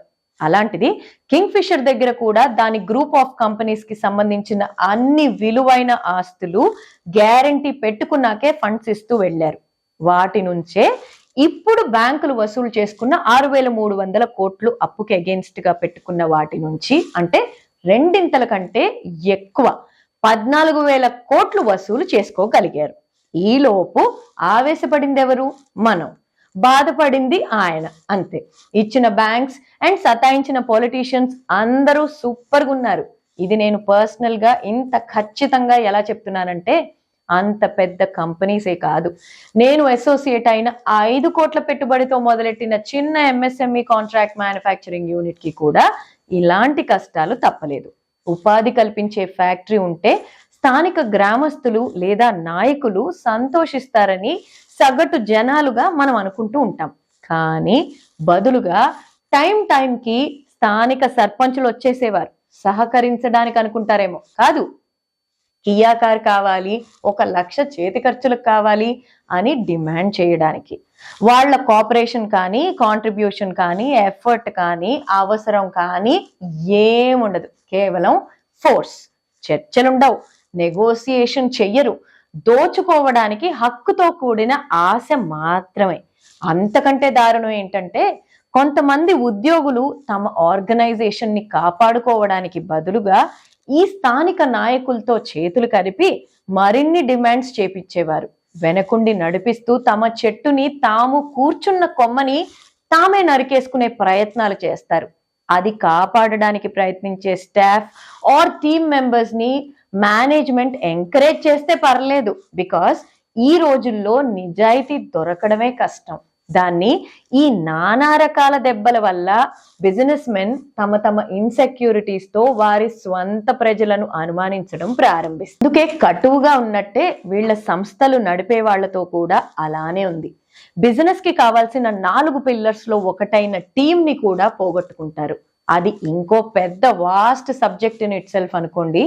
బిజినెస్ కి కావాల్సిన ఫండ్స్ సరిపోక, సాలిడ్ ప్రోడక్ట్ ని బిల్డ్ చేసుకోలేక, స్కేలబుల్ ప్రాసెసెస్ మీద ఫోకస్ రాక, లాయల్ టీమ్ కి తమ విజన్ పై నమ్మకం కలిగించలేక, ఈవెంచువలీ ఆంటర్‌ప్రెన్యూర్స్ తప్పుకోవడమో, లాసెస్ లోకి వెళ్ళడమో, అమ్మేయడమో, మసిపూసి మారేడుకాయ చేయటమో ఇలాంటివే జరుగుతుంటాయి. విజయ్ మాల్యా విషయంలో కూడా అదే జరిగింది. తన విజన్ కి తగినంత best of the best people ని హైర్ చేసుకున్నాక కూడా ఈ ఒత్తిళ్లు ఎక్స్ప్లెయిన్ చెయ్యలేక అవుట్కమ్ మారిపోయేసరికి వాళ్ళు కూడా పబ్లిక్ గా వాళ్ళ ఒపీనియన్ ని చెప్పి టైం చూసి తప్పుకున్నారు. ఇక్కడ తప్పెవరిదందాం? టీంని కాపాడుకోలేకపోయిన మాల్యాదా, సపోర్ట్ చేయని సిస్టమ్స్దా, అన్ని పక్కల నుంచి వచ్చిన ఒత్తిళ్లదా, జాబ్స్ కల్పిస్తామని ఓట్లు వేసి ఓట్లేయించేసుకుని వాళ్ళని ఏం చెయ్యకపోగా చేస్తున్న వాళ్ళని అడ్డంగా డిమాండ్ చేసి వాళ్ళని బతకనివ్వకుండా చేసిన పెద్ద మనుషులదా? ఎవరిది? ఇలాంటి పరిస్థితుల్లో లైమ్ లైట్ లో పడకుండా, ఎక్కువ ప్రాఫిట్స్ రాకుండా స్టేబుల్ గా నడుస్తున్న చిన్న కంపెనీసే బెస్ట్ ఏమో. అట్లీస్ట్ సర్వైవ్ అవుతాయి అనిపిస్తోంది. ఆ 10 కుటుంబాల కన్నా నీడనిస్తాయి. ఈ భయంకర పరిణామాల్లో బలమైన కంపెనీలు కూడా పతనం అవ్వడం ప్రారంభిస్తాయి. అలా డిమినిష్ అవ్వడానికి ఫైనాన్షియల్ మిస్మేనేజ్మెంట్ లేదా నిర్వహణ లోపం కాదు, మానవ వ్యవస్థాగత అలసట అంటే హ్యూమన్ ఎక్సాషన్ అసలైన కారణం. అందులోనూ భయపడే తరహా వ్యక్తులే బిజినెస్ ఓనర్స్ అయితే వీలైనంత వరకు ఎందుకులే గొడవలని ఇస్తూ వెళ్తారేమో, కానీ అక్కడ ఉన్నది నా కష్టంతో, నా తెలివితో మాత్రమే నేను పైకొచ్చా అని బలంగా నమ్మే యుఎన్ఎల్. సో ఇంకేముంటుంది పర్యవసానం? అందుకే వ్యాపార యజమానులను, ముఖ్యంగా ప్రజల దృష్టిలో ఉన్న వారిని అంచనా వేసే ముందు మనం ఆలోచించాల్సిన అవసరం ఉంది. ఇదంతా విన్నాక మీకు మీరే సమాధానం చెప్పుకోండి. ఇది దురాశకు సంబంధించిన కథ, అతిగా ఖర్చు పెట్టడం వల్ల షేప్ అయిన డెస్టినీ మాత్రమేనా, లేక అంచనాలకు తల ఒగ్గని వ్యక్తి కథ? దీని ఆన్సర్ మీకేమనిపించిందో ఖచ్చితంగా నాకు కామెంట్స్ లో చెప్పడం మర్చిపోవద్దు. ప్లీజ్, మీరు ఈ టాపిక్ డిస్కస్ చేసినా లేదా ఎవరితోనైనా డిస్కస్ చేయాలనుకున్నా కూడా ఈ లింక్ ని ఖచ్చితంగా షేర్ చేయండి. నేనేమైనా పాయింట్స్ మర్చిపోయినా కూడా నేను అనలైజ్ చేసుకుని ఇంక్లూడ్ చేసుకోవడానికి ఉంటుంది. మీకేమైనా అనిపించినా కూడా చెప్పండి, అనాలిసిస్ లో ఖచ్చితంగా యాడ్ చేద్దాం. ఇప్పటిదాకా బిజినెస్ లో వచ్చే ఎక్స్టర్నల్ ప్రెషర్స్ అండ్ స్ట్రగుల్స్ గురించి మాట్లాడుకున్నాక, as a mindful business thinker మన 4th పాయింట్, ఇలా వచ్చే స్ట్రగుల్స్ ని ఎదుర్కోవడానికి బిజినెస్ ఓనర్స్ వాళ్ళ పర్సనల్ స్ట్రెంగ్త్స్, వాళ్ళ పర్సోనా అండ్ క్యాపబిలిటీస్ ఎలా దోహదపడతాయి అనేది మీరు ఒక రిఫ్రెష్మెంట్ తెచ్చుకుంటే అనలైజ్ చేస్తూ అర్థం చేసుకుందాం. కానీ డోంట్ లీవ్, స్టోరీ ఇప్పుడే మొదలైంది. బీ విత్ మీ కదా. Into the subject, real world business struggles face చేయాలంటే, స్పెషలీ అన్జస్ట్ గా ఉండే అన్ప్రిడిక్టబుల్ డిమాండింగ్ సిస్టమ్స్ లో ఈ బాహ్య గందరగోళానికి అంతర్గత కవచం ఏంటో తెలుసుకుందాం. బయటి ప్రపంచం పూర్తిగా ఫుల్గా నాయిస్, ఒత్తిడి, రాజకీయాలు, మోసపు మ్యానిపులేషన్తో, డీఫోకసింగ్ చర్యలతో నిండినప్పుడు బిజినెస్ లీడర్కి తన బ్రేక్ డౌన్కి మధ్య నిజంగా నిలిచేది వారికి ఏం కావాలి, ఏం చెయ్యాలి అన్న వాళ్ళ క్లియర్ ఇన్నర్ ఫ్రేమ్వర్క్, వాళ్ళ మెంటల్ స్ట్రెంగ్త్, వాళ్ళ ఇమోషనల్ రెగ్యులేషన్, వాళ్ళ వ్యక్తిత్వ రూపకల్పన, వాళ్ళ పర్సనాలిటీని ఎలా షేప్ చేసుకున్నారన్నది, అండ్ వాళ్ళ డెసిషన్ మేకింగ్ ఫిల్టర్స్ మాత్రమే వాళ్ళని ఇలాంటి సిచ్యువేషన్స్ లో కాపాడగలిగేవి. ఈ ఫ్యాక్టర్సే వాళ్ళ ఫ్యూచర్ని డిసైడ్ చేసేస్తుంది. కాస్త ఊపిరి పీల్చుకుని ఈ ఆలోచనని రిఫ్రెష్ చేసి విజయ్ మాల్యా కేస్ స్టడీతోనే ఎక్స్ప్లెయిన్ చేద్దాం. విజయ్ మాల్యాకి ఈ స్ట్రగుల్స్ అన్ని వచ్చినప్పుడు తన ఫ్రేమ్ వర్క్ లో ఇది తన కంపెనీ, తన ఐడెంటిటీ, తన మెంటల్ స్ట్రెంగ్త్ చాలా దృఢమైనవి. ఎప్పుడు ఓటమిని రాక్ బాటం వరకు రుచి చూడలేదు కాబట్టి తన సొంత డబ్బు 3,000 కోట్లు ఒకసారి పెడితే తిరిగి రాదని తెలిసినా ఏదైనా చేసి కాపాడుకోవాలని తనకు ఇన్హెరిటెన్స్ గా వచ్చిన మిగతా కంపెనీల భవిష్యత్తును కూడా పణంగా పెట్టి షూరిటీలు ఇచ్చేశాడు. ఈ ఇంపల్సివ్ డెసిషన్స్ కి తన ఏజ్ కూడా కారణమైంది. ఇంత చేసినా మనం అనుకున్న 3rd ఫ్యాక్టర్, తానే షేప్ చేసుకున్న తన పర్సనాలిటీ డిజైన్, ఇది కూడా తన జల్సాకే లేదా ఇంకో ఖర్చు పెట్టే, డబ్బులు పోగొట్టే నిర్ణయం అనే అందరూ స్టాంప్ వేసేశారు.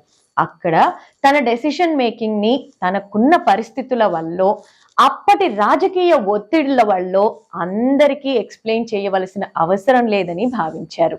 రిజల్ట్, తనని ఫ్యూజిటివ్ గా మిగిల్చింది. సొసైటీ తనకి దొంగ అనే ముద్ర వేసేసింది. దో అవుట్ ఆఫ్ కాంటెక్స్ట్ అయినా కూడా, but for a lighter moment చెప్తున్నా. ఇంత డీప్ థింకింగ్కి సీక్రెట్ ఏంటి అని కామెంట్స్లో అనిరుద్ అడిగారు. అనిరుద్ ఆలోచించడానికి మనల్ని మానసికంగా సిద్ధంగా ఉంచేది, మన థాట్స్ని ఎమోషన్స్ని ఎక్స్ప్లోర్ చేసుకుంటూ డీటెయిల్డ్గా మనల్ని మనం అర్థం చేసుకుంటూ ఎనలైజ్ చేసుకుంటూ బిహేవియర్స్ని పరిశీలిస్తూ మనుషులతో ఇంటరాక్ట్ అవ్వడమే దానికి సీక్రెట్. అనిరుద్, ఈ థాట్ మీకు వచ్చింది కాబట్టి ఇలా చేసి చూస్తే I'm sure you will be better than any one. And సబ్జెక్ట్లోకి వెళ్తే, బిజినెస్ నడుపుతున్న బిజినెస్ ఓనర్స్ అనే కాదు, ఏ హై ప్రెషర్ ఎన్విరాన్మెంట్స్లో ఉన్న వాళ్ళకైనా personal strengths like cognitive reframing ఎలా ఉపయోగపడతాయో తెలుసుకుందాం. కాగ్నిటివ్ రీఫ్రేమింగ్ అనేది ఒకే పరిస్థితిని వేరే వేరే మానసిక స్థితి నుండి చూడగలిగే సామర్థ్యం రావటం. సింప్లిఫై చేస్తా. రియాలిటీలో వాళ్ళు మనల్ని అటాక్ చేస్తున్నప్పుడు వాళ్ళ ఇన్సెక్యూరిటీస్ ఆర్ రూట్ కాసెస్ అర్థం చేసుకుని, మన బౌండరీస్ని మనం గీసుకుని, మనకి అందరికంటే ముఖ్యం అని అర్థం చేసుకుని ఆ పరిస్థితి నుండి బర్న్అవుట్ అయ్యి డిప్రెస్ అయిపోకుండా ముందు మనకి కావాల్సింది ఏంటి, మనం సేఫ్గా ఎక్కడ ఎలా ఉంటాం అని ఆలోచించుకోవడం సెల్ఫిష్నెస్ కాదు, అవసరం. అది క్రైమ్ కానంత వరకు, అన్నీ స్థిమితపడ్డాక, మన ఫైనాన్షియల్ స్టేట్ బాగున్నాక అన్నిటికీ సమాధానం చెప్పొచ్చు. మాల్యా చేసింది అదే. ఆగండి, అన్ని విషయాలు ఈ కేసుకి ఆపాదించేసి జడ్జిమెంట్ ఇచ్చేసే ముందు ఒక చిన్న ఆలోచన చేద్దాం. మాల్యా చేసింది తప్పైతే ప్రెషర్ తట్టుకోలేక తల ఒగ్గేసి జైల్లో ఉన్న బిజినెస్ మ్యాన్కి జరిగింది న్యాయమేనా? ప్రెషర్ తట్టుకోలేక కుటుంబాన్ని వదిలేసి తనని తాను బలిచ్చుకుంటూ ఆత్మహత్య చేసుకున్న కాఫీ డే క్రియేటర్ సిద్ధార్థలా ఎండ్ అయిపోవాలా? ఇప్పుడు జడ్జి చేస్తున్న వాళ్లే అప్పుడు అదేం పిచ్చి పని, కాస్త ఆలోచించి ఉండాల్సింది, దారులు వెతుక్కోవాలి అన్నారుగా. మరి చేయాల్సిందంతా చేశాక ఏం వర్కౌట్ కాకపోయేసరికి వీలైనంత ఇచ్చేసి అప్పు జమ చేసుకోమని చెప్పేసి తన దారి తను వెతుక్కున్న వ్యక్తినేమో సెల్ఫిష్నెస్ అందామా? ఇదెక్కడి డబుల్ స్టాండర్డ్స్? సొసైటీ ఇది కరెక్టేనా? పాత్రలకైనా రూల్స్ జడ్జి చేసే మనకుండవా? ఈ హోల్ కేసులో విజయ్ మాల్యా కుంగిపోయినా కూడా తన clear focus and ultimate confidence with a fighter నేచరే మనకి కొట్టొచ్చినట్టు కనిపిస్తుంది సిన్స్ బిగినింగ్ కూడా. అందుకే హీ ఈజ్ అ యుఎన్ఎల్. అదే మన యుఎన్ఎల్ క్యారెక్టరిస్టిక్ కూడా. ఇలాంటి ఒత్తిళ్ళు, భావోద్వేగమైన నిర్ణయాలు, జనాలు వదిలేసి వెళ్ళటాలు, ఉద్రేకమైన కోపం, నిరాశ, ఇమోషనల్ డిటాచ్మెంట్కి దారి తీస్తాయి. ప్రాబ్లం ఇది అని తెలిసేలా అనలైజ్ చేశాక సొల్యూషన్ చెప్పకుండా వదల్లేను. ఇలాంటి సిచ్యువేషన్స్లో ఇమోషనల్ రెగ్యులేషన్ చేసుకుంటే మనం ఇమోషనల్ అవ్వకుండా అబ్జర్వ్ చేయడం మొదలెడతాం. ఇది భావోద్వేగంగా కాకుండా వ్యూహాత్మకంగా నిర్ణయాలు తీసుకోవడానికి ఒక స్పేస్ని క్రియేట్ చేస్తుంది. అంటే సూటిగా చెప్పాలంటే కష్టాల వల్ల ఇమోషనల్ ఇంటెలిజెన్స్లో ఇంకో మెట్టు ఎక్కేస్తాం అన్నమాట. విచ్ మీన్స్ కష్టాలు మంచివే అని. పక్కింటి ఆవిడ మనని కానీ ఒక్క మాట అంటేనే తిరిగిచ్చేదాకా నిద్ర పట్టని మనకి కార్స్కి గీత పడిందని పార్కింగ్లో కొట్లాడుకుని చంపేసుకుంటున్న రోజుల్లో జస్ట్ ఇమాజిన్ మాల్యా విషయంలో ప్రజల నిందలు, మీడియా దాడులు, ఇమేజ్ డ్యామేజ్ అయిపోవడం ఏ రేంజ్లో ఆయన్ని బ్రేక్ చేసి ఉండొచ్చు. ఎగ్జాక్ట్లీ అవే ఒక బ్రిలియంట్ ఆంట్రప్రినర్ని లోపల నుండి సెల్ఫ్ డిస్ట్రక్ట్ చేసేసాయి. అలా డిస్ట్రాయ్ అయిపోయి అందరూ వదిలేసి ఐసోలేట్ అయిపోయి తన వల్ల లైఫ్ పొందిన వాళ్ళు కూడా తనని దోషిలా చూస్తూ, రెప్యుటేషనే లేని వాళ్ళు కూడా తనతో అసోసియేట్ అయిన వాళ్ళ రెప్యుటేషన్ పోతుందన్నట్టు ఇగ్నోర్ చేసిన వేళ తన షాటర్డ్ పీసెస్ తానే ఏరుకునే టైమ్స్లో ఎటు చూసినా ప్రెషర్, పాలిటిక్స్, స్వార్థం కోసం ఏమైనా మాట్లాడేవాళ్ళు, లాసెస్, వీటన్నిటి మధ్యలో ఆయన్ని వదిలేయండి. మీరు నేనైతే ఏం చేస్తాం? ఏది ఎథికల్, ఏది న్యాయం? నేను ప్రజలకు ఉపయోగపడేదే చెయ్యాలి అని ఆలోచించేంత శక్తి ఉన్నవాళ్ళు కాస్త మీ పేరు కామెంట్స్ లో పెడితే మీకు దండం పెట్టి తరిస్తా. నాకైతే ఆ ప్లేస్ లో అంత మెచ్యూరిటీ ఉండకపోయేదేమో, ఆయనకి లాగే బిహేవ్ చేసేదాన్నేమో. మరి మన వ్యక్తిత్వం మనం వేసుకునే బట్టల్లోనో మాటల్లోనో ఉండదు. ఒడిదుడుకుల్లో, కష్టాల్లో మనం నేర్పు, విఘ్నతలోనే ఉంటుంది. అందుకే కొన్ని వ్యక్తిత్వాలు ఒత్తిడిలో కరిగిపోతాయి, మరికొందరు దానిని గ్రహించి ఇంకా పదునుగా ఎదుగుతారు. ఏదో ఒకటి నేర్చుకోవడం మాత్రం ఖచ్చితంగా ఖాయం. వ్యాపార ప్రపంచం మాత్రం మ్యానిపులేట్ చేస్తూ అధికార దుర్వినియోగం చేసే వారిని కాకుండా, క్లారిటీ ఉండి తమ బౌండరీస్ తమకి తెలిసి తమ ఉనికిని కాపాడుకునే వారికి సమయాభావంతోనైనా తప్పక ప్రతిఫలం ఇస్తుంది.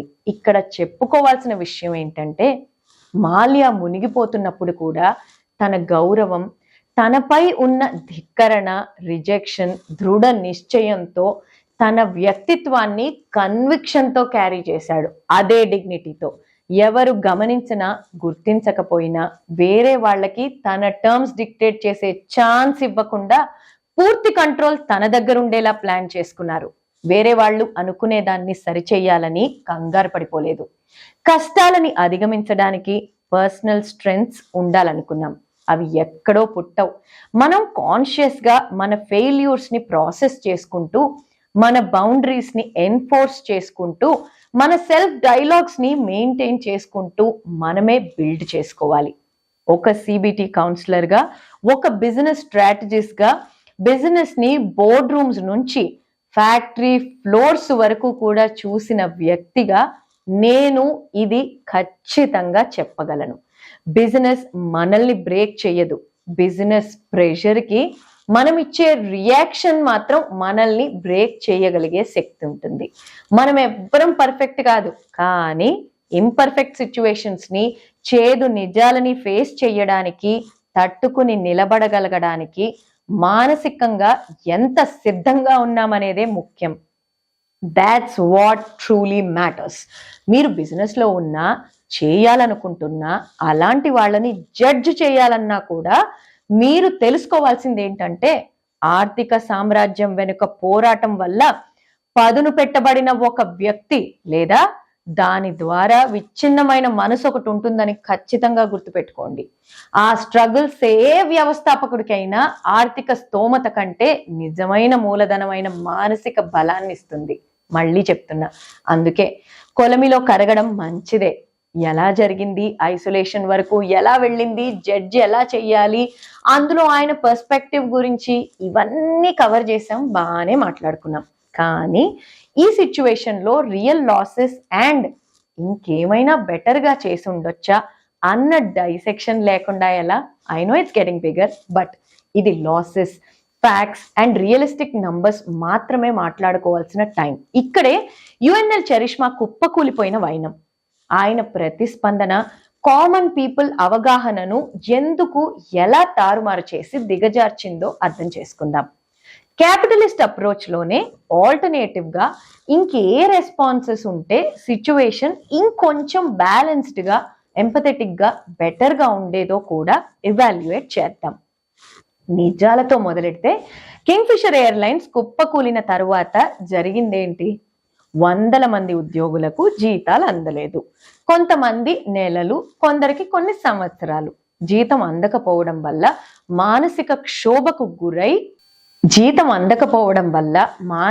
క్షోభకు గురై ఒక ఉద్యోగి ఆత్మహత్య కూడా చేసుకున్నారు. అయినప్పటికీ 3 సంవత్సరాల తరువాత ఆయన గోవాలో తన 60వ పుట్టినరోజు వేడుకను ఘనంగా జరుపుకుంటే అంతర్జాతీయ ప్రముఖులు కూడా హాజరయ్యారు.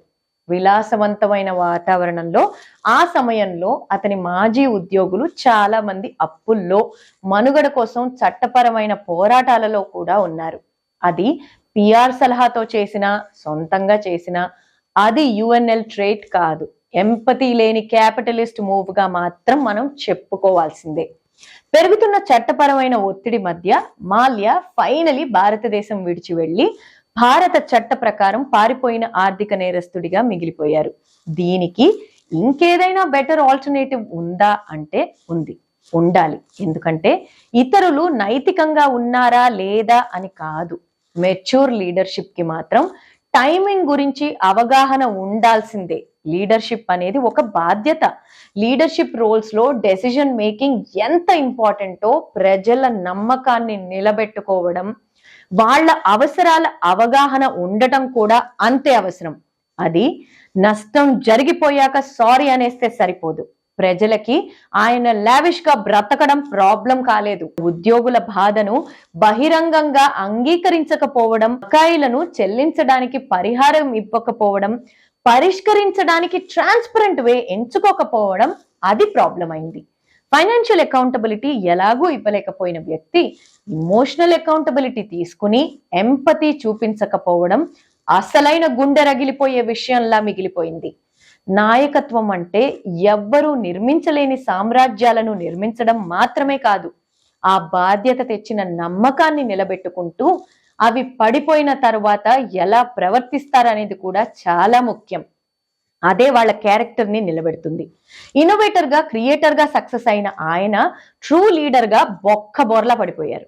బ్యాలెన్స్డ్ క్యాపిటలిస్ట్ గా ఎంపథెటిక్ అప్రోచ్ ని ఎంచుకుని ఉంటే వైఫల్యాన్ని అంగీకరిస్తూ పిఆర్ స్టంట్లా కాకుండా ఇమోషనల్ రిగ్రెట్ అండ్ క్లారిటీతో మేము ఒక అద్భుతమైన దాన్ని నిర్మించాం, కానీ కొన్ని కారణాల వల్ల విఫలమయ్యాం, కానీ ఈ కష్టకాలంలో మా వల్ల నష్టపోయిన వాళ్ళకి సారీ, మా పక్షాన నిలిచిన వాళ్ళకి థ్యాంక్ యూ, మా వల్లైంది మేము చేస్తాం, కాస్త ఓపిక పట్టండి, క్షమించండి అని ఇప్పుడు చెప్పిన సారీనే అప్పుడు హృదయపూర్వకమైన బహిరంగ ప్రకటనను విడుదల చేసుంటే కామన్ పీపుల్ తొందరగా తిట్టినట్టే సులువుగా క్షమించేసి ఓన్ చేసేసుకునేవాళ్ళు. అలాంటి సారీ నష్టపోయిన తర్వాత కూడా నమ్మకాన్ని ఖచ్చితంగా పెంచేది.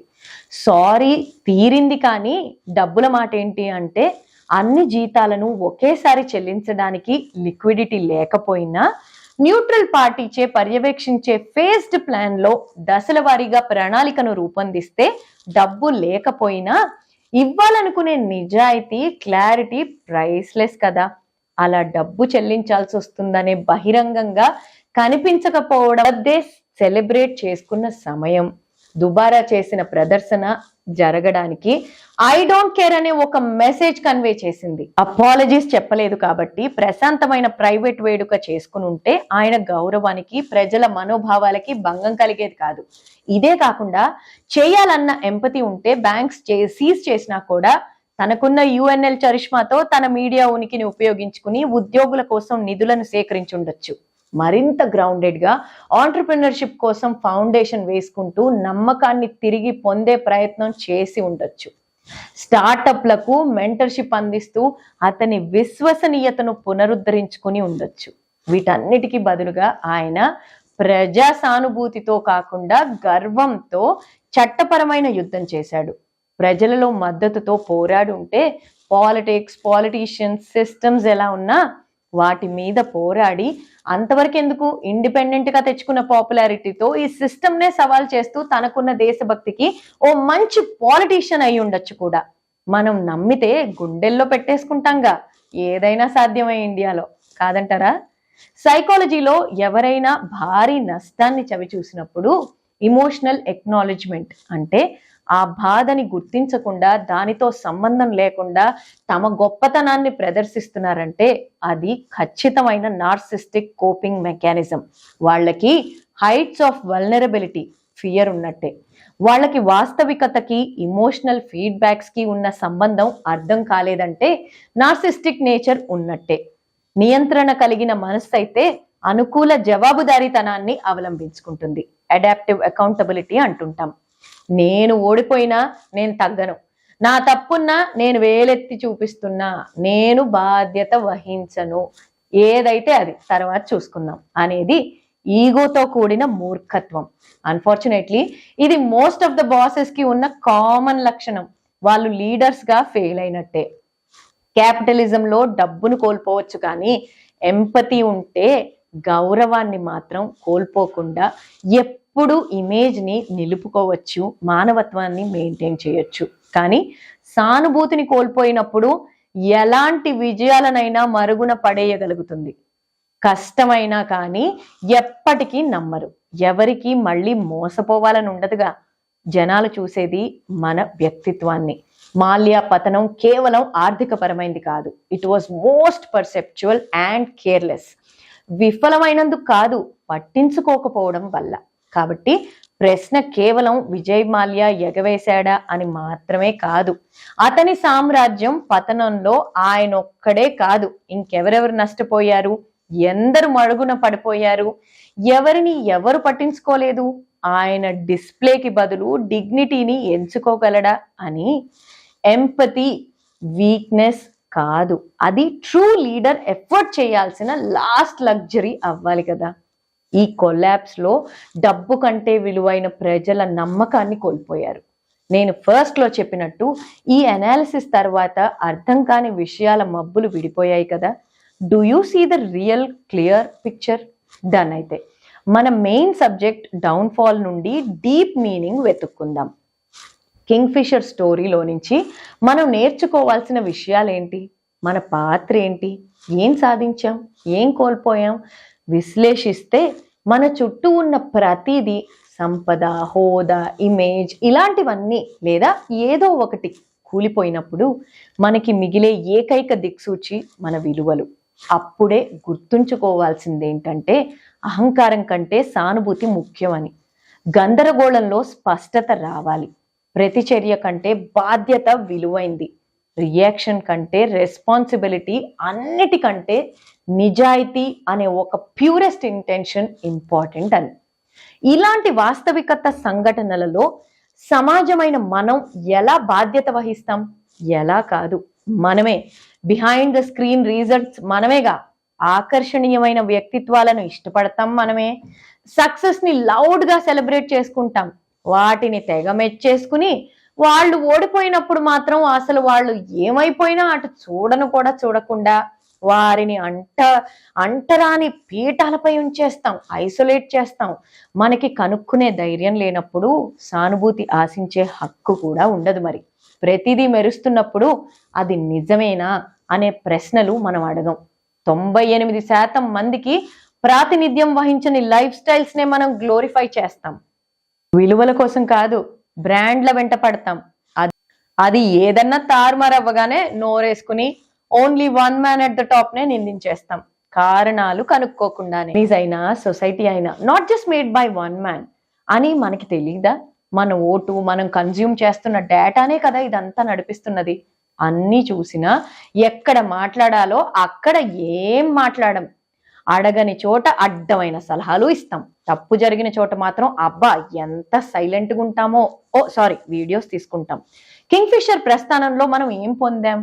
ఒక అద్భుతమైన బ్రాండ్ను సంపాదించుకున్నాం, ఒక విలాసవంతమైన గీతం, సంపదను కవితాత్మకంగా, క్రియేటివ్గా, ఫ్లాంబోయన్స్ ని చూపిన వ్యక్తిని చూసాం. కానీ కోల్పోయిందేంటి అని ఆలోచిస్తే మన సంస్థలపై, మన సిస్టమ్స్ పై, మన జ్యుడిషియల్ ఫెయిత్ పై నమ్మకం.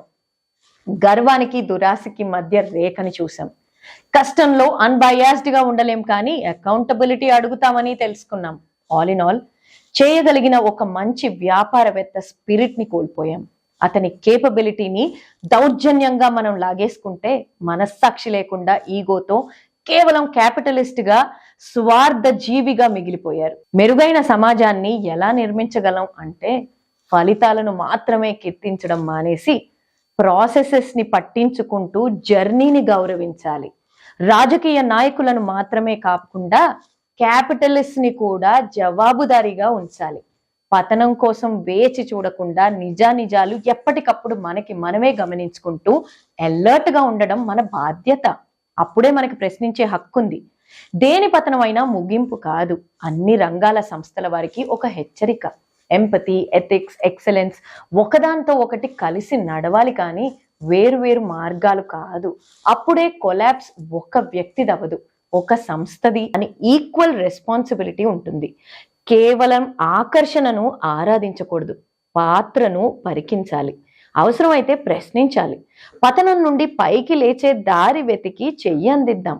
అప్పుడు తప్పులు జరగవని కాదు, జరిగిన వాటి ఇంపాక్ట్ తగ్గొచ్చేమో అని ఆశతో కూడిన నా ఆలోచన. ఆన్ బిజినెస్ ఫ్రంట్ ఇవాళ విజయ్ మాల్యా పేరు ఒక అప్పెగవేసిన వాడిగా, చోర్ అన్న ముద్రను మోస్తున్న వాడిగా నిలిచిపోయింది. ఇప్పుడు అతను భారత్కి తిరిగి రావాలనుకోవడం, తనను మరొక కోణంలో చూపించాలనుకోవడం, నేను 10 years దేశానికి ఫార్ములా 1 తెచ్చా అని చెప్పడం, ఇవన్నీ పేట్రియాటిజం డిస్ప్లేతో తన డిగ్నిటీ రీక్లెయిమ్ చేసుకునే పిఆర్ ప్రయత్నాలుగా అర్థమవుతున్నాయి. కామన్ పీపుల్ కి ఏం చెప్పాలో అది చెప్పేసి 2 papers చూపించేస్తే అన్నీ సద్దుమణికిపోవు. కానీ ఇలా బయట దేశాల్లో బతికే ఛాన్స్ ఆయనకి ఎప్పుడూ ఉంది. స్టిల్ ఇండియాలో బ్రాండ్ బిల్డింగ్ లో ఆయన పెట్టిన శ్రద్ధ తన పేట్రియాటిజం ని ఇగ్నోర్ కూడా చెయ్యలేం. ఈ ఫైనాన్షియల్ డిఫాల్టింగ్, అన్అకౌంటబిలిటీ, నార్సిస్టిక్ బిహేవియర్ తో ఎంప్లాయీస్ ని పట్టించుకోకపోవడం అది కేవలం అతని వ్యక్తిగత దృష్టికోణం కావచ్చు, కానీ న్యాయ ఉల్లంఘనలు నిజంగా జరిగాయని వాస్తవాన్ని మార్చలేవు. అయినా ఇప్పుడు మన ముందుకొచ్చిన మాల్యాలో అతని ఆత్మగౌరవం, ఈగో వెనుక ఒక పతనం ఎదుర్కొన్న వ్యక్తి మనల్ని చూస్తున్నాడు, నమ్మమని అర్థిస్తున్నాడు.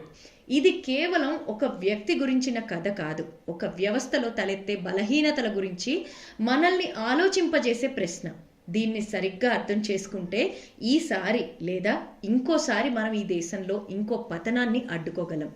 అతను చేసిన తప్పులని గమనిస్తూ మరోసారి మోసపోకుండా ఇంకోసారి ఇలాంటి తప్పులు చేసే వీలు లేని చట్ట సవరణలు చేసుకుంటూనే మనుషులుగా మానవత్వంతో అతనిలోని మనిషిని కూడా మర్చిపోకుండా క్షమించగలగాలి. తెలివైన చనిపోయిన సిద్ధార్థ గారిలా కంటే బతికున్న క్షమాపణ చెప్పిన మనిషికి విలువ ఇవ్వడం తప్పు కాదుగా. ప్రతి పతనంలో ఒక బోధ ఉంది. మనిషిని చూడటం, న్యాయం చేయటం ఒక్కటే కాదు అని రోజాగా నా చిన్న ఆలోచన. విజయ్ మాల్యా పతనాన్ని ఒక వార్తా కథనంగా మాత్రమే కాకుండా వ్యాపారం, మనస్తత్వం, సమాజానికి అద్దంలా అన్వేషించడం జరిగింది. విజయ్ మాల్యా అంతర్మదనాన్ని కూడా కలుపుతూ అసలు ఫైనాన్షియల్ ఫిగర్స్ ఏంటి, నంబర్స్ ఏంటి, ప్లస్ ఇమోషనల్గా ఒక వ్యక్తి బిజినెస్కి ఎలా అటాచ్ అవుతాడు, ఇవన్నీ లోతుగా ఆలోచించేలా చేశాయి కదా. సెల్ఫ్ ఇంట్రోస్పెక్షన్తో ఈ ప్రయాణాన్ని కొనసాగించడానికి కనెక్ట్ అవుతూ ఉండండి. ఈ కథనం గనక మిమ్మల్ని ఆలోచింపజేస్తే ఆలోచనకి సబ్స్క్రైబ్ చేసుకోండి. తప్పక మీరు ఇది ఎవరితో డిస్కస్ చేయాలనుకుంటున్నారో వారికి లింక్ షేర్ చేయండి. ప్రతి దాంట్లో ఒక్కో కోణం చూసాం. ఎన్నో నిజాలు, భావోద్వేగాలు అన్నిటినీ కలిపి ఈ అనాలిసిస్ చేయడం జరిగింది. అందుకే కొంచెం పెద్దగా ఉన్న అందరూ ఆదరిస్తారని నమ్ముతున్నాను. Thank you. సైనింగ్ ఆఫ్ రోజా ఆలోచన.